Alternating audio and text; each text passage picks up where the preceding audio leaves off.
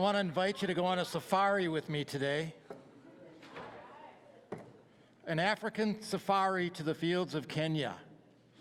Should we go? Should we do that? Does that sound fun?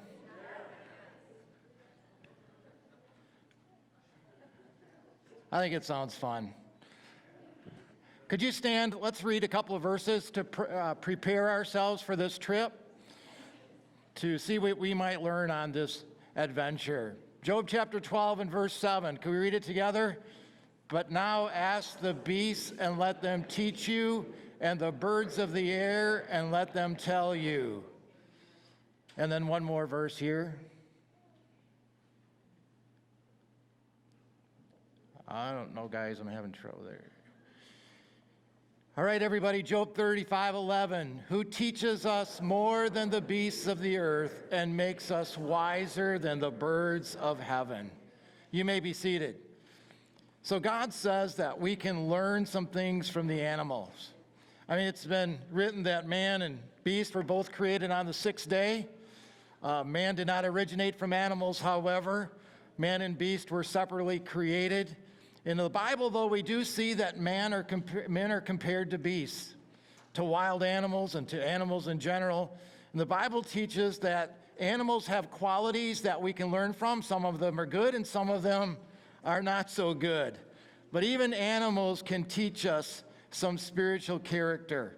And so we're going to go look for the lion today, the African lion.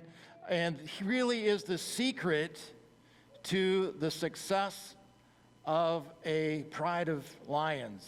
In the same way, dads, fathers, you are the secret to the success of your family. So let's see if we can... Oh, do you hear that?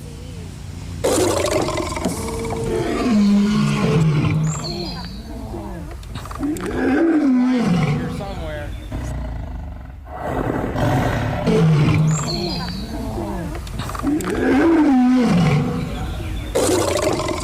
Ooh, he sounds pretty close.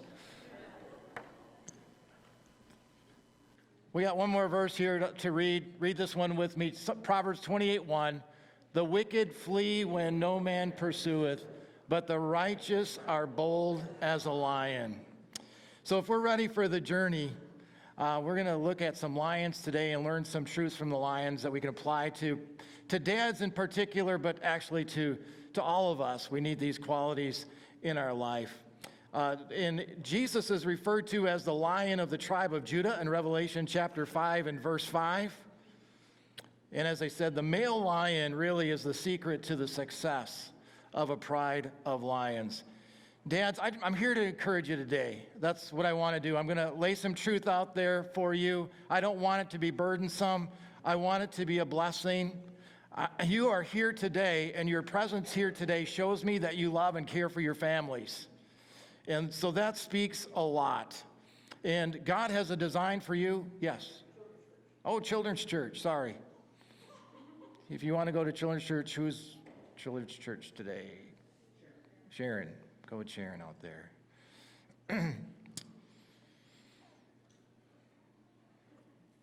So as the father goes, so goes the family.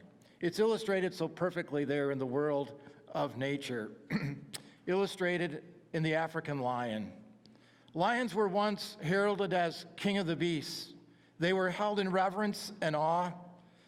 Today, lions are put down.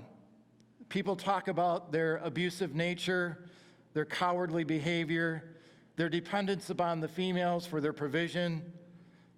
The African lion, the male lion, is much maligned today. And I see a parallel between that and fathers today. Fathers have been cut down and maligned for generations. You know, when you go back and think about it, it's been decades that the fathers have been put down. And I used to listen to old-time radio programs. I still like to do that from time to time. I have a lot of those downloaded that I listen to. And one that I like to listen to was Father Knows Best. You ever listen to that? You know what? If you go back and listen to that today, you will see some subtle things that father didn't really know what was best, mother did. That was the truth of that. Mom always knew what was best, and dad was kind of, the last to find out what was really happening. Or he had this own personal agenda of his, and everybody knew that just, let mom work and she'll get dad straightened out after a while. But TV shows and movies and these things like that have put fathers down, and I think that fathers have just, in many cases, kind of just given up their role or not taken their role as seriously as they should because of the way they are projected in society. So I'm just here today, fathers, to encourage you again and just to build you up. And yes, I know that there are fathers that do some of these things, but the majority of fathers love their wives, their children, and they want what's best for their families. And fathers, on the plains of Kenya, where there is a dominant male lion, who oversees his pride, there may be 20 to 30 lioness and cubs, and he oversees his jurisdiction. That pride may raise 40 to 50 cubs to maturity. And that's a healthy pride. It's a growing pride. And those young go off and they start their own prides. But where there is no dominant male, where there is no lion in charge, a pride of lions over that same period of time may fail to even raise one cub to maturity. And that's why lions are disappearing from the plains of Kenya. And that's why healthy families are disappearing from the face of the earth. So the African lion, he really doesn't do a whole lot. He sleeps an average of 19 hours a day. Now you got to understand, some of these analogies break down after a while. Don't anybody go home and say, Pastor said I could sleep for 19 hours. No, but if you put it this way, if we are resting in the Lord, dare we rest any less than 24 hours a day? So let me share with you some ways that we can be like that African lion. First of all, lions have eyes that are placed wide apart on the front of their head. For the size of his head, his eyes are spread out further than any other animal. It's very important for a lion to be able to measure distances. They have really what they call binocular vision. It sets their eyes apart and provides them and allows the lion to measure distances like the eyes of an eagle, up to a fraction of an inch. After all, if you're a lion and you're running 40 miles an hour and you're about to jump on the back of a water buffalo, you have to count the cost. You have to measure the distance. Can you imagine what it would look like if a lion is running along and all of a sudden he takes off and he lands 4 feet on the other side of that water buffalo? Or he takes off and he doesn't calculate right and he doesn't measure the cost and he falls short and lands with his nose in the dust. But so it is for us as fathers. We have to have eyes that measure the cost. And if you and I are going to raise successful families, we have to have eyes like a lion. Before we take the leap, we need to know how far we have to jump, how far we have to go, so that we don't miss the mark or come up short. And by the grace of God, we count the cost in our endeavors, whether it be time or finances or resources or whatever it might be. We need to count the cost. And may each of you have eyes like a lion. I had the pleasure of looking into the eye of a lion at the distance of about 12 inches. Hey, that was close enough for me. Fortunately, there was a piece of glass between us because I was at the zoo. But if you ever get a chance to look into the eyes of a lion, you discover that their eyes really do glow. Their eyes are constructed like eyes that are unlike any other. I guess there are other animals that have similar things to the lion, but their retina, they have a reflective substance that reflects the light back out of the eye. So not only does the light come in, but it goes back out. And as it goes back out, it's golden in color. Lions literally see twice. Once when the light comes in and once when it's reflected back out. And as I thought about that, My prayer was, God, give me eyes like a lion that I might be able to see from two different perspectives. You know, not only do I want to see from my perspective, but I want to see from God's perspective. He has a much better perspective than I do. And really, not only do I want to see things from my perspective and God's perspective, but God helps me see things through my wife's perspective and my children's perspective. And that is very important for us as fathers, not only to see things the way we see them, but to see things the way God sees them, and to see things the way our wife and our children see them as well. Because sometimes they have a different perspective than we do, and we can learn from that perspective. And then, when you are able to see things from God's perspective, it just kind of brightens your eyes as well, like the eyes of the lion. The second thing about lions is they have massive canine teeth. There are two big ones on the top and two big ones on the bottom. They're big. One of those teeth will stand almost 3 inches long, not including the root that's in the bone. These massive teeth are made for grasping. They're too big to chew with. As a matter of fact, lions don't chew, they slice. Their back molars are made to be sharp and don't have flat surfaces. They don't chew their food, they simply slice it into pieces, and then they swallow it.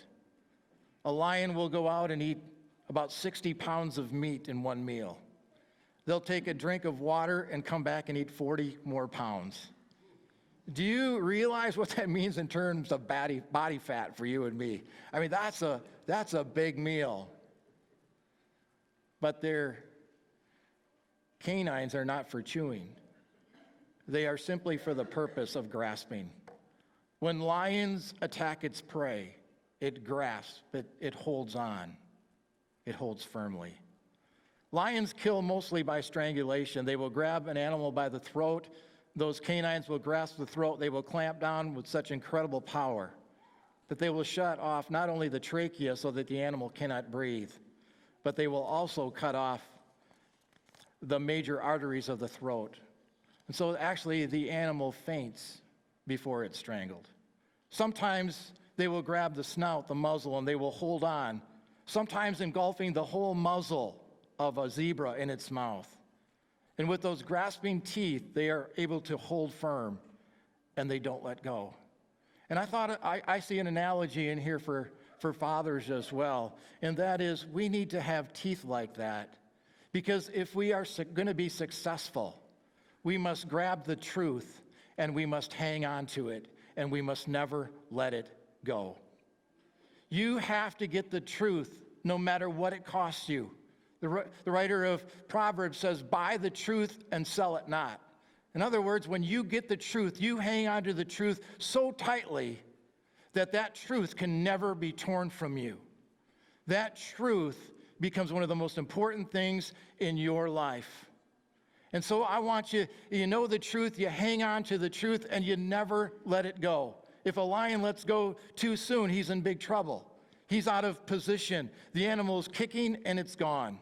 And so he is patient, and he holds on to the truth. And sometimes when we're trying to teach our children the truth, we have to be patient about that. But we can't give up on them, and we can't let the truth go. We have to cling to the truth. We have to hold the truth. We have to hold it tightly and let nobody take it from us. We need to be like those lions and hold on to the truth. And then, like many cats, they have retractable claws. This is really important if you are a lion. Their claws are huge, as big as your finger. They're razor sharp. They also make a lot of noise as a lion walks across the hard-packed soil of the plains. You know, it's like walking here with a little bunch of metal tips on your shoes. Some of you golfers, you know, you got your golf shoes, you got those, whatever they're called on the bottom. You walk into the clubhouse, everybody can hear you walking across the floor. Everybody could hear the lion coming, but the lion has the ability to retract those claws. Otherwise, click, click, click, here he comes. But God designed those claws to be able to retract for another reason. And one of the most interesting things to me was the fact that when a lion disciplines his cubs, he retracts those claws. He retracts those claws before he corrects. Dads, I want to encourage you to be like the lion there. And when you discipline your children, you retract your claws. You don't hurt your children. Paul tells us in the book of Ephesians that we're not to frustrate our children, we're not to exasperate our children. Not only to not hurt them physically, but not hurt them emotionally and spiritually as well. That we would discipline them, but we would discipline them in love. Sometimes they need discipline. They do. But we need to do that when we make sure that we are doing it in love.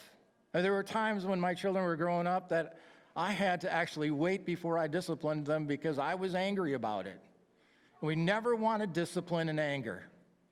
We always want to wait till we have calmed down, and then we're able to discipline in love. But when we love our children, we do correct them, and we let them know the truth. But when they go against the truth and the lines that we have set for them, we discipline them, but we retract our claws. This is what happens in those lion prides where there is no dominant male. The brothers or the sisters take on the correction, and they discipline, but they don't discipline in love, but they discipline in anger. And the spirit of a child can be easily wounded. And so we need to make sure that they know that we love them and we care for them. And even in the process of discipline, we show mercy. The fourth thing about lions is that they have truthful tails. They have truthful tails. The lion's tail is one of the greatest indications of what its intentions are all about. They're not deceptive. Lions telegraph what they are going to do if you would just watch their tail. And fathers, you need tails so as not to surprise your family with your intentions, but so that they know exactly what is in your heart and there is no surprises. When a lion's tail was up high and it's bobbing back and forth, they are pretty happy, they're content. But the lower the tail goes, the more serious the situation. And as the tail comes down to a horizontal position and it begins to twitch back and forth, you know that that lion is going to charge. You know that a charge is imminent. And all the other lions know that too because they have learned how to read the tail. You can also read a lion's intentions by its teeth. He shows you by the amount of teeth he shows what his intentions are. If you see a lion and his lip is curled up on just one side, you take it as a warning. But if you see a lion and both teeth are exposed, don't turn and run, okay? Don't turn and run because lions will attack if you run. And so what you need to do is you need to stand your ground. You need to stand firm. And I can't imagine that must be a difficult thing. But if you ever get out there on the fields of Kenya and you see a lion, stand still, stand firm. The greatest courage is marked by the tribesmen of Kenya who have wounds on their chest. One of the greatest marks of humiliation was for them to have wounds on their back. So if they were wounded by a lion on the chest, it meant they stood firm.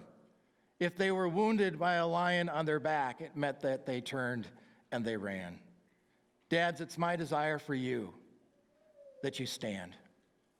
That you stand on the truth, that you stand on the ground that God has given you, that you stand firm, and that everybody would know where you stand. They would know what your positions are. They would know what your intentions are, that there would be no deceit in you, that there would be no guile in you. I'm amazed at the ministry of Jesus. John introduced him to those that were there that day, and he said, "Behold, there is one in whom is no guile or no deceit." And dads, may your heart be like that. May my heart be like that. May we have a tail like a lion, that everybody knows where we stand what we stand for, and what our intentions are all about. Now, we understand that Satan is a roaring lion, right? Satan goes around like a roaring lion, seeking whom he may devour. And how does Satan attack today? Can I tell you how he really attacks? He attacks through lies, through fear, and through deception. He really has no power over you other than that. He deceives people, he tells lies, and he causes fear. He causes fear to rise up in people's hearts. So what do? We turn and we run because of his roar. There's an old teaching story that comes from the great African savannas where life pours forth in the form of teeming and feeding herds. And as the herds eat their way across the plains, lions wait in the tall grass nearby, anticipating the chance to prey upon these gazing animals. In preparation, they send the oldest and weakest members of the pride away from the rest of the hunting pack.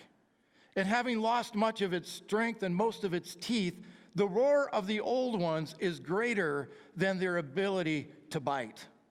And so the older lions go off and settle in the grass directly across from where the strong and the hungry lions wait and watch. And as the herd enters the area between the hunting pack and the old lions, the old ones, they begin to roar. And they roar mightily. And at the sound of the roaring of these mighty lions, well, most of the herd panics.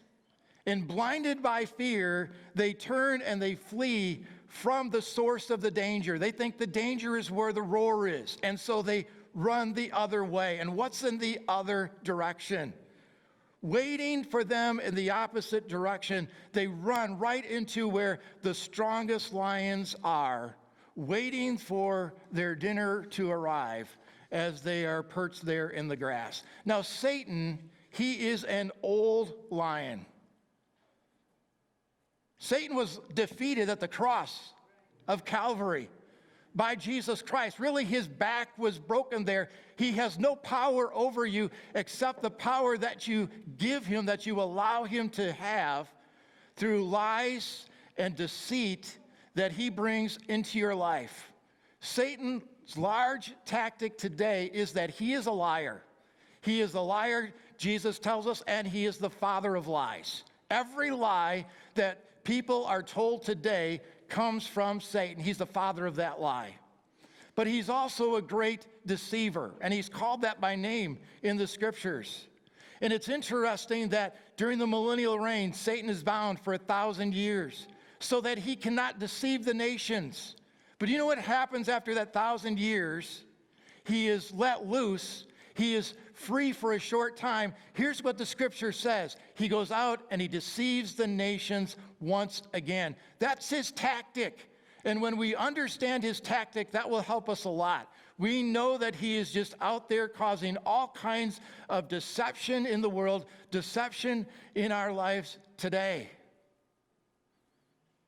Because if he did it before he was chained and he deceived after he was chained, that tells me that he's deceiving the nations at this time as well.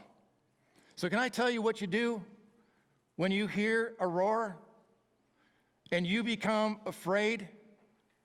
You know what your best course of action is? It's not to run. It's to stand firm, and it's to go in the direction of the roar. See, we try to go in the opposite direction of the roar. We want to put safety above everything else. We don't want fear, and instead of rising up with courage, we run. And I'm here to tell you, church, dads, when we run from what is perceived trouble, we are running right into it. We can apply that to many kinds of things in our lives and our society today. I'm here today to encourage you just to stand your ground. You will win. You will be successful. Your family will be successful if you would just stand firm in the truth. These are my intentions. I'm letting everybody know where I stand. And there's not going to be anything that would knock me off the ground from which I stand. This is what we need, dads. This is what we need you to do, in our society today. This is what we need you to do in our culture today. Stand for the truth and don't ever let it go. And stand so that nothing can shake you. I'm not saying we're not going to have fear. There is fear. But courage allows us not to be paralyzed by that fear so that we can continue to raise our children for the glory of God. So when you feel that panicky fight or flight sensation, you want to run, do the opposite. Don't run away, run toward. I keep thinking about what Mordecai had said to Esther. God has put you into the kingdom for such a time as this. And God has placed you where you are for this moment, for this time. Now there are, as I said, the devil tells lies. Could somebody get me a drink of water? I am really dry. I would appreciate that. There are some, we'll play on words here, knots in the devil's tail. There are some lies that we need to be aware of in the story that the devil tells and that he's caused men to speak. Jesus said that Satan was a murderer from the beginning and he did not stand in the truth. And this is the scripture here. John 8:44, when he lies, he speaks from his own nature, really, for he is a liar and the father of lies. The first knot in the devil's tail is found in Genesis chapter 3 and verse 1. Satan said to Eve, has God said, you shall not eat of any tree of the garden?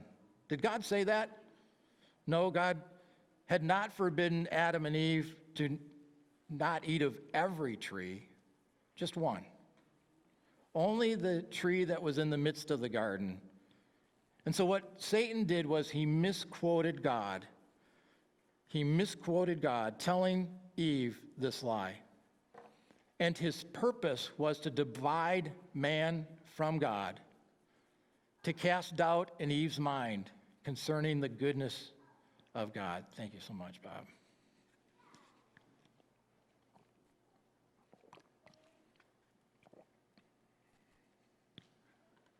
What does Satan do today as well?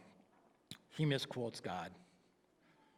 Churches are filled with preachers at the pulpits today that are misquoting the truth, misquoting God, misquoting the Bible. And his purpose in all of this is to cause division. A kingdom divided against itself cannot stand. And so he's trying to divide man from God. And the way that he does this, he casts doubt. That's all he has to do is cast doubt in our minds about the goodness of God. God is holding back from you. God knows that in the day you eat this, you'll be like him. You'll become as gods yourself, knowing good and evil. And we begin to doubt the goodness of God. And that's why, dads, one of the best things that you can do is continually talk to your children about the goodness of God, how good God is. Because it's the goodness of God, Paul tells us in Romans, that leads to repentance. The second lie is just 3 verses later, Genesis 3:4.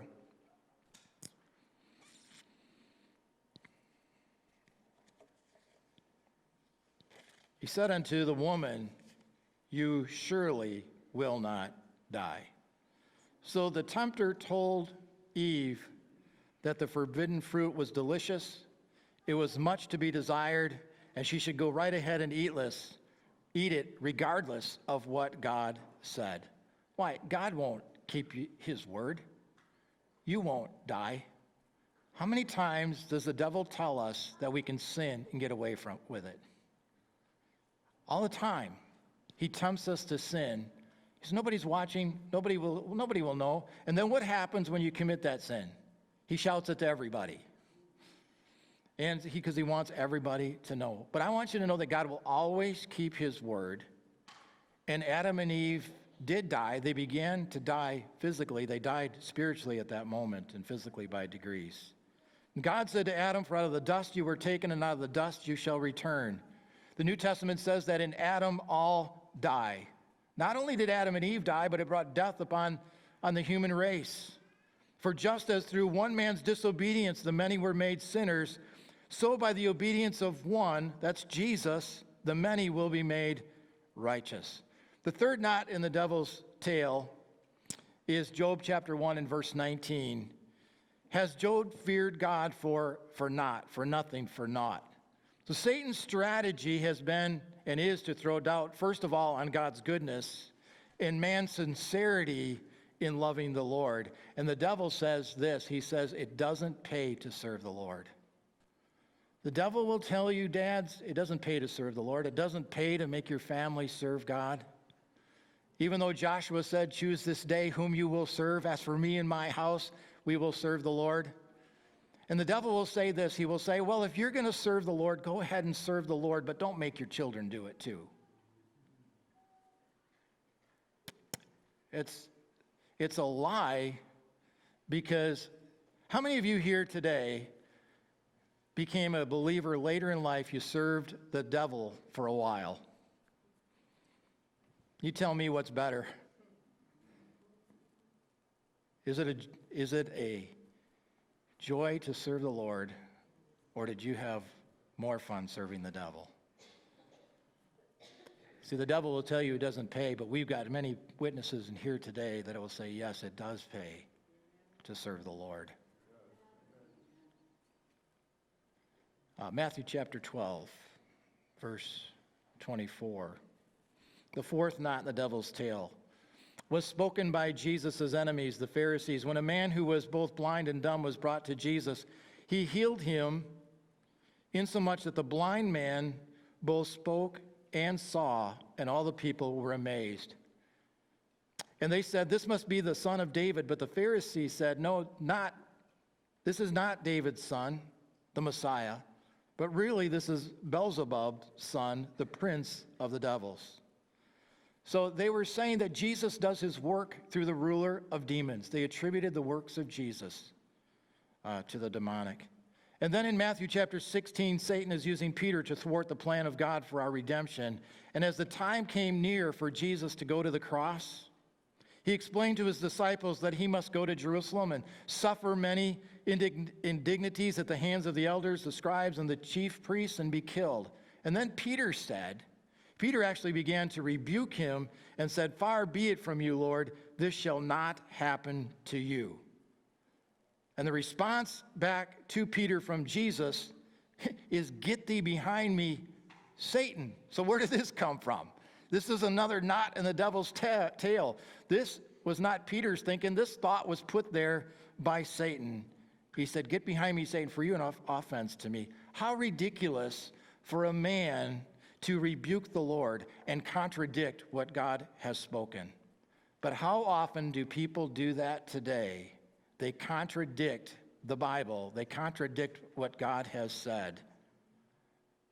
And they're guilty of this very thing.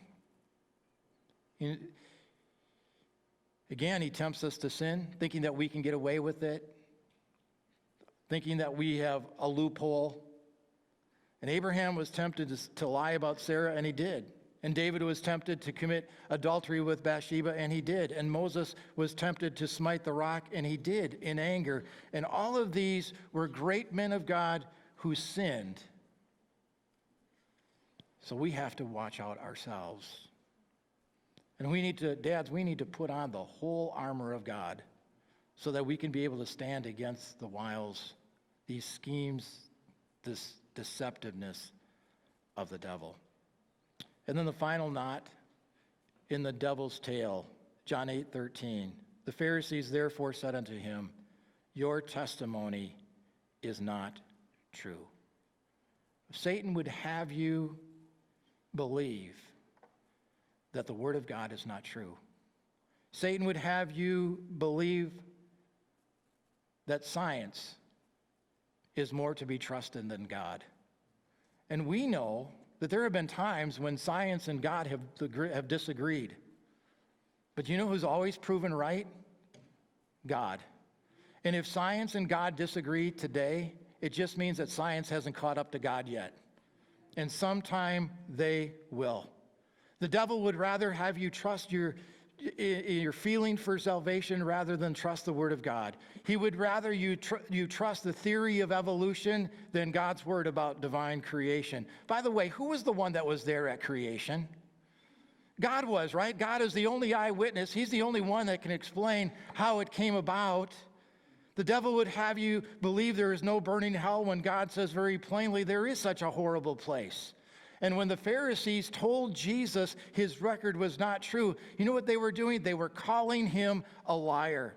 And when men falsely accuse Jesus that he is not God come in the flesh, the Bible brands them as deceivers whose coming is working is after the working of Satan.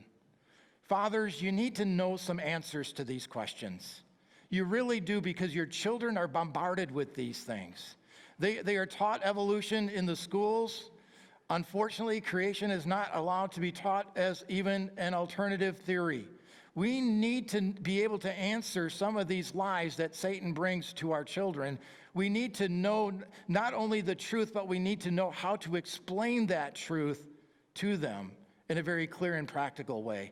When I was a youth pastor, that was one of the things that I dealt with all the time, was because kids would come to me and they said, my parents said we can't do this, but they were never told why they couldn't do it. And without that reasoning of why it was wrong and why they couldn't do it, they wouldn't follow the truth. It was just easier for them to comply and give in to what their friends and everybody else was telling them to do. I remember the story when we took Growing Kids God's Way. Everybody through that class? It's a great class. I love it. But they taught you that you have to give your children the moral reason why in order for them to do the right things and make the right decisions. And it talked about how a little boy was going through the grocery store pulling off all the price tags, until the mom sat the boy down and explained to him the moral reason why he shouldn't do that. And then when she explained it to him, he stopped doing it. So not only are we faced with these lies from Satan, not only are these knots in his tail, but we need to be able to unravel them and set the record straight and say, this is the truth. And this is why we believe that truth. And then finally, lions have an awesome roar. You can hear a lion roar over 2.5 miles away. Fathers, you need to learn to roar like that. And the roar of a lion has two purposes. First of all, when a lion roars, it says to all of the members of his pride to come together. It signals to them his location so that they can all hear where one another are, and it draws the pride together. I had a friend with an incredible whistle. And whenever we were somewhere, even if we were in a store, he would let out with this whistle. And all of the children had learned that's Dad's whistle, and they would know where he was, and they would come immediately to him. I never developed a whistle like that. But lions, they don't whistle, they roar. And when they roar, first of all, it brings the pride together. But that same roar accomplishes another purpose. And that is, he is letting all the other male lions in the area know, this is my jurisdiction. This is my pride. This is my family. This is my area of authority, and I am the one responsible. And fathers, you are responsible for your families, and take the lead. It's time for you to take the lead if you haven't. If you haven't taken your children out of the clutches of the evil agenda that is planned for them in this world, you need to start. Because your children can't stand up on their own. They need to know that you are there with them. They need to know that you stand there, you back them, you are with them. And you need to do this because their future really depends upon it. Their well-being depends upon it. And we would all agree this morning that our children are worth fighting for. And we are willing, right, to pay whatever cost it takes to make sure that our children feel safe and are well cared for. and that they are healthy in all areas of life, including their spiritual relationship with God. And you can apply this to all kinds of areas today because you know where the attacks are coming from. But you need to get involved. I mean, you just take the area of education alone. In Galatians 3:1 says that children are under tutors and governors until the time appointed by the fathers. Fathers, I'm asking you to get involved. I know a lot of times we leave some of these things up to our wives, but really, dads, you are the one that's responsible. And you need to get involved, and you need to let the roar out and say, I'm going to gather my family together. And our family is going to stand here. We're going to be protected together. Your children need to feel safe. And when they hear that roar and the coming together, they will feel safe in that environment. And at the same time, you are letting those in the world know, hey, these children are not your jurisdiction. These children belong to me. They are my responsibility. I'm the one that cares for them. I'm the one that takes care of them. And if you want to get to them, you're going to have to go through me. So learn how to roar. But I know that there are many things that interfere, that are distractions. As among lions, there are other lions that prowl and seek whom they may devour. From among the prides of Kenya, there are roaming males, single males that roam together in bands and seek to destroy the security of those prides. They attack not just the females, they attack the cubs. But before that, they go after the father. They go after the dominant male, for they know that if they can dethrone him, the rest of the family is easy prey. So these roaming bands of nomads roam in the plains of Kenya, intruding the territory of those dominant males. And let me tell you this, they will attack. Usually there's 4 to 5, maybe 6 of these lions together. And they come not in attacking as a group, but they attack one at a time in succession. And they wear that lion down. One will attack and fight for 10 to 15 minutes, going around and around in circles. And when that lion has given it his best shot at dethroning the king, he will retreat, and another lion will come in and take his place. And he will give it his best shot. And after 10 or 15 minutes, he will retreat. And this goes on and on and on. But the dominant male, the king, he stands there for one onslaught after another. And he endures these onslaughts. And where he is able to stand, if he is able to drive those intruders away, they will go and they will search for a weaker lion. They will leave him because he was able to make his stand. If those roaming bands of nomads are able to dethrone him and chase him away so that he abandons his responsibility, the first thing that they do is they come in and they kill all the cubs.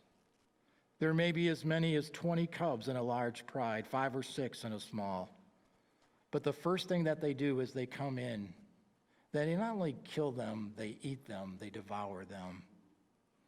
Satan is a roaring lion seeking whom he may devour. This is what Satan does. Don't kid yourself. Satan is only out to destroy and to devour. The second thing that they do is they abuse those females, causing them to abort the cubs they are carrying. Sounds familiar, right? And then they try to establish their own dominance, bickering and fighting among themselves. Usually, as it happens, the bickering and fighting among them is so great that not one single male asserts his authority. And so another band of nomads come in. It's easy to drive these males away. They have no loyalty to this pride. And as they come in and kick them out, the first thing they do is they eat the cubs. And the process goes all the way through again.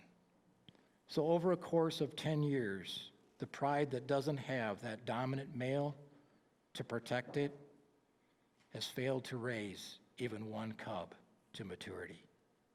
There is no fruit. But where that male will stand, and where he has eyes that see two sides, from two perspectives, where he sees not only his own perspective, but he sees God's perspective, where he is able to see things clearly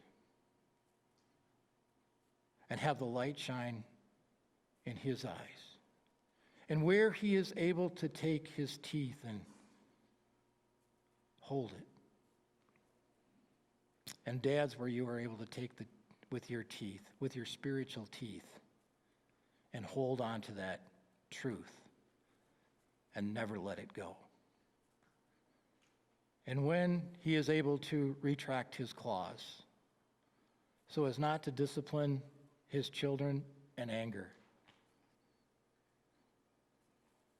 and where he is able to have truthful tales so that everyone knows his intentions, so that everyone knows where he stands, and where he is able to roar and say, "Cubs, would you come together?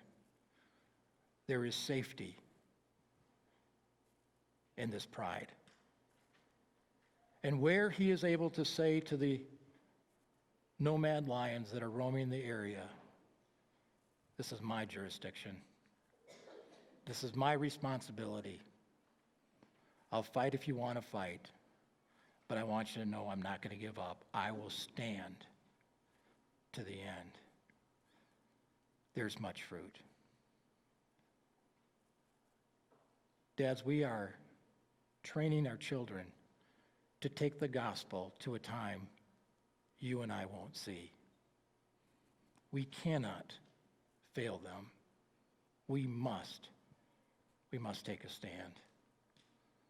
And I'm so grateful for each and every one of you.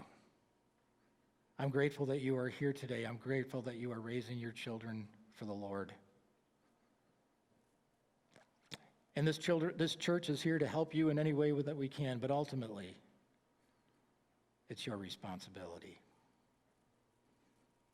So, can I hear your roar? Roar! Come on, I think we could do better than that. All of the dads, all of the men here today, because men, even if you don't have children, you still have a responsibility at home. So let's really hear you roar, okay? Roar!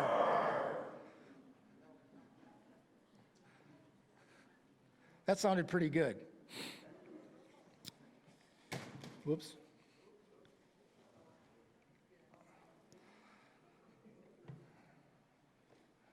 So here's what I'd like to do today. I would like to honor all you fathers. And actually, we got plenty of root beer here. So not just the fathers. If you're here today and you're married, even if you don't have children, you're still the head of your pride, your family. I'm going to ask you to come forward. Would you come and stand at the altar today, or stand on the platform facing the congregation?